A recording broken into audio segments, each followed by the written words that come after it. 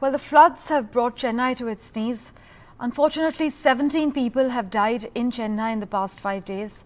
Defence Minister Rajnath Singh, along with Tamil Nadu Chief Minister Stalin, had held a meeting with officials to review the current situation caused due to Cyclone Michuang. The central government, meanwhile, has released in advance its share of the second installment of the State Disaster Relief Fund of 450 crore rupees to Tamil Nadu. And the Tamil Nadu capital, Chennai, still remains waterlogged, as you can see on your screens, due to the incessant downpour, with over 61,000 people currently seeking refuge in government-run shelters. There's no power in parts of Chennai after 4 days of constant power cuts. Only 85% of the power has been restored. Certain areas in Chennai are still without any electricity, and they are suffering with waist-deep water in low-lying areas. Cars and entire houses are submerged in parts of the city. My colleague Sam Daniel reports from Ground Zero. After Cyclone Michuang left Chennai coast after triggering unprecedented rainfall up to 44 centimeters in 36 hours across Chennai, several low-lying pockets are still heavily inundated. We come to you from the Guberan Nagar at Madipakam, another low-lying pocket in Chennai, where people still wade through knee-deep waters. Yesterday it was almost waist-deep, a little above, but today some waters have receded.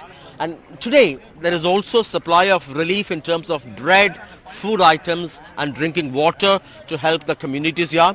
With me, a few residents. Let's get a sense of what they went through over the last 3 days. It was terrible. I mean, we didn't expect this to happen. In fact, yesterday it was when we went out, it was up to the neck level. Sam was saying it was up to chest level. It was up to neck level, and some people were actually swimming. But what's actually disappointing is we have not seen one politician out here. There's an IAS officer here, but there's not a single politician from any Karaveshti has not landed up here. Whether it's DMK. Tell me about what you went through. See, it was very tough. One is the entire this water mixed along with the sump water, and the sump water we can't pump it up anymore because there is no electricity. So the entire night, this is already a mosquito infested area. So the entire night we were going through severe mosquito bites, no power, no internet for quite some time, and we had to every time go to the terrace to even get. The food, in terms of water, what did you go through? We had to go out in this water only. We don't get it anything. That too inside nobody comes. Only here they come and distribute it. That's it. How would you compare the 2015 floods and 2023? Sorry, 2015 I wasn't here. How would you compare? Yeah, I told you that 2015 I constructed the house. That time the water levels I saw. So what I did was I raised 1 feet and constructed. But today, this time, 1 feet of water has come into my house. So it means about 2 feet has risen from those. But those days, the water receded within a couple of days. Right. This time it's taking time because of mindless constructions of IT companies and other parks and all that. We also have Mr. Dinesh Oliver, a senior bureaucrat. Thank you very much, sir, for your time. Disappointment among public. They say officials didn't come earlier. What's being done now in terms of relief, and realistically speaking, when do you think there could be substantial improvement, especially for the restoration of power supply? Yeah, all the steps are being taken up. Of course, public have been put to severe discomfort because of this unprecedented rainfall and heavy flooding. For the past 2 days, we have been camping here. We have been mobilizing the required food materials, Right. especially water, bread, and some different food packets also.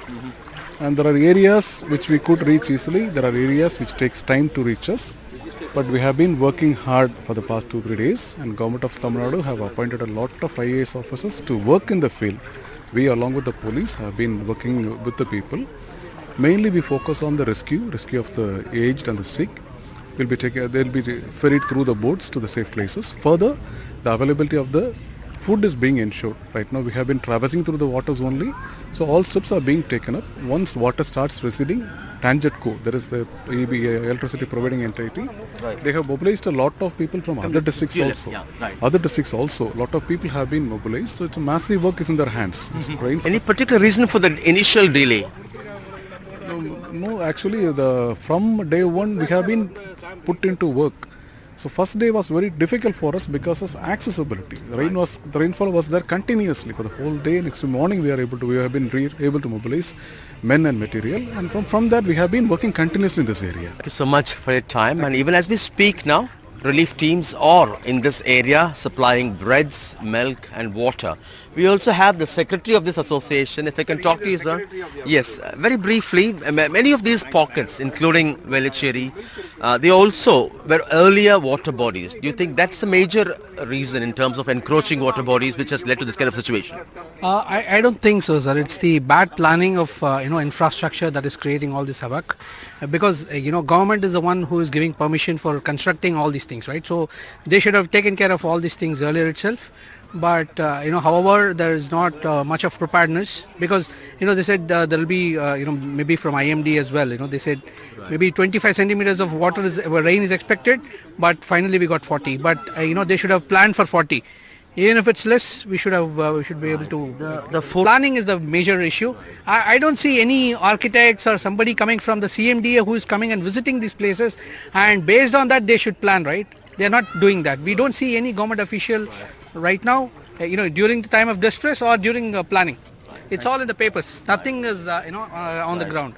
Thank you so much. And anger and disappointment among communities in low-lying pockets as they still wade through knee-deep waters on the third day after Cyclone Michuang left the coast. Authorities argue they've done their best, and it's the stormwater drains the government had built has saved the city from disaster. They say relief work is now in full swing. They've also roped in NGOs and volunteers to join hands with relief efforts. At Madipakam with Suresh, Sam Daniel, Find the TV.